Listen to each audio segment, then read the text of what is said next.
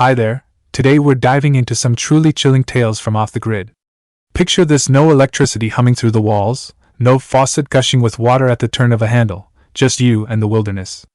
Sounds kinda peaceful, right? Well, for the folks in these stories, their off-grid adventures turned into the stuff of nightmares. Our first story comes from a guy named Jimmy. Jimmy was the definition of a simple man. Raised in the boonies with his 6 siblings, he was used to living off the land.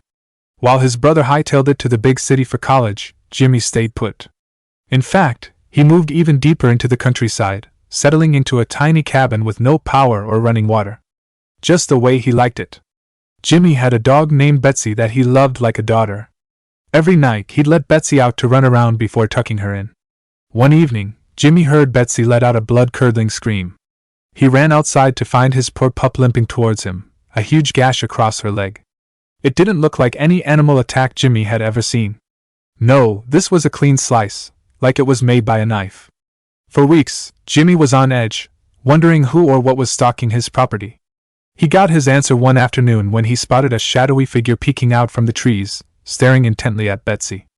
Jimmy hollered at the trespasser, but they vanished into the forest without a trace. That night, Jimmy woke up to a tapping on his window. He turned his head slowly and there, through a crack in the curtains, was an eye, watching Betsy sleep. This creep kept up their twisted game for days, scratching at the door, whispering Betsy's name outside the window. Finally, Jimmy had enough. He grabbed his shotgun, threw open the door and BM. Shot clean through the prowler's hand. The cops searched high and low but never found the guy.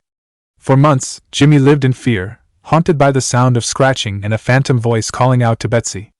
Then one morning, he opened his front door and there was the trespasser, slouched against the porch, dead as a doornail. Pretty freaky, right?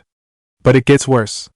Imagine buying your dream off-grid house, only to find out the folks who sold it to you are grade-A psychos. That's what happened to Julie and her bestie. They were over the moon about their new cabin in the woods, even though it didn't have electricity or a toilet. Small price to pay for privacy, right? They had a strict no randos policy for a reason. But Julie's friend just didn't get it. She kept inviting shady characters over, even though they were miles away from the nearest neighbor. One day, Julie came home to a nasty surprise. The place had been trashed and her favorite sundress was missing. She was about to call the cops when she heard a knock at the door. There stood the creeps who sold them the house, and get this, the lady was wearing Julie's stolen dress. Turns out, these sickos had been spying on them the whole time, watching their every move through hidden cameras. Julie and her friend got the heck out of Dodge, but not before filing a big fat complaint. Unbelievably, the weirdos are still renting out the cabin to unsuspecting folks. But hey, at least Julie and her bestie made it out alive. The same can't be said for David, a dad who took his 2 sons on a camping trip from hell. David was an expert hunter and outdoorsman, so when he invited his boys on an epic bear hunting adventure, they were stoked. Well, one of them was. His youngest, Aiden, was more of an indoors kinda kid. But Mom insisted Aiden tag along, hoping some father-son bonding would change his tune. So off they went, hiking deep into bear country with just a rifle and some sleeping bags. They tracked a big old grizzly for days, until they finally made camp in a clearing. David, being the safety nut he was, strung up their hammocks high in the trees away from any hungry critters prowling below.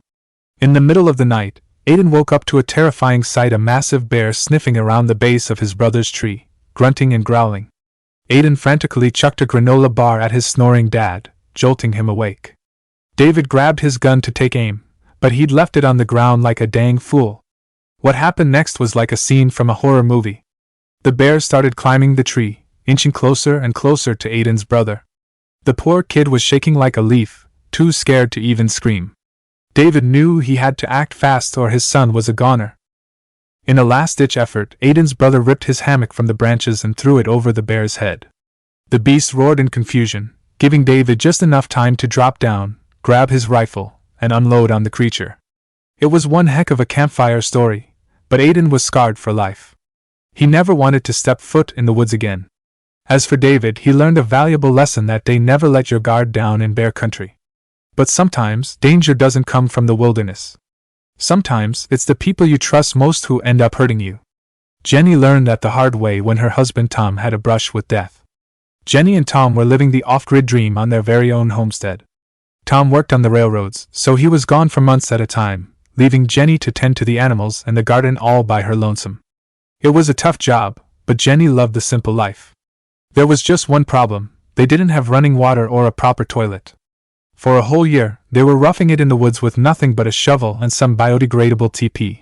Jenny was sick and tired of chasing her toddler through the trees with a roll of tissue in hand. So, she asked Tom to build them an outhouse. Tom, being the handy fella he was more than happy to oblige. He even bought a shiny new chainsaw to cut down a tree for lumber. Jenny had a bad feeling about it, but Tom assured her he was an old pro. Well, pride goeth before the fall, as they say. Tom propped his leg up on the trunk to get a better angle with the saw, and before Jenny could stop him, the blade kicked back and sliced clean through his shin. Blood gushed everywhere as Tom screamed in agony. Jenny ran to his side, her mind racing. They were miles from a hospital and Tom was losing blood fast. Using a knife, she cut a strip from her flannel and tied it around his leg. Then, she grabbed a stick and twisted the fabric tighter and tighter, praying it would slow the bleeding. By the time the ambulance arrived, Tom was white as a ghost and fading in and out of consciousness. The doctors weren't sure if he'd make it, but by some miracle, he pulled through. Unfortunately, the damage was done. Tom lost his leg below the knee. For a while, Tom was in a dark place. He thought his life was over, that he'd never be able to do the things he loved again. But with time and a whole lot of grit, he learned to walk again with a prosthetic. Nowadays, he's more determined than ever to live life to the fullest, bum leg and all. If you like this video, be sure to hit that subscribe button and the bell so you never miss an upload. Leave us a comment with your own scary encounters, and thanks for tuning in to Scaratastic.